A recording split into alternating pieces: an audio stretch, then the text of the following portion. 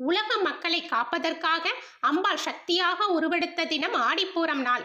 ஆடி மாதத்தில் பூர நட்சத்திரம் உச்சத்தில் இருக்கும்போது கொண்டாடப்படுவதுதான் ஆடிப்பூரம் விழா ஆகும். இது தேவிக்குரிய திருநாள் ஆகும். எம்பெருமானின் பல்வேறு அம்சங்களான சங்கு, சக்கரம், வில், கதை, வாள் போன்ற ஆயுதங்கள் மட்டுமே ஆழ்வார்களாக அவதரித்த தருணத்தில் பூமாதேவியே ஆடிப்பூர நாளில் ஆண்டாளாக அவதரித்தாள் என்று புராண கதைகள் கூறுகின்றன.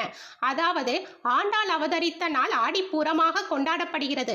உலகத்தை காக்க ரட்சிக்கும் அம்பாளுக்கு ஆடிப்பூரம் அன்று மஞ்சள் காப்பு, சந்தன காப்பு மற்றும் குங்கும காப்பு போன்ற நிகழ்ச்சிகள் நடத்தப்படும்.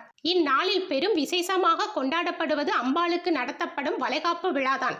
ஆடி மாதம் என்பது தட்சிணாயன தொடக்க காலம் என்பார்கள்.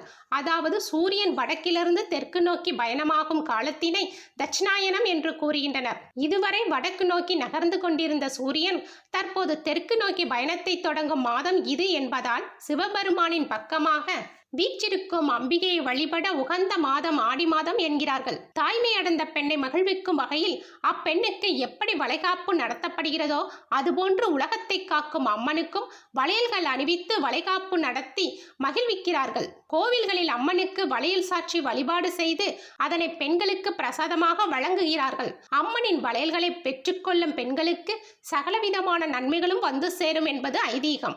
ஆடிப்பூர நாளில்தான் ஸ்ரீவில்லிபுத்தூர் ஆண்டாள் துளசி மாடத்தில் அவதரித்ததாக சொல்லப்படுகிறது.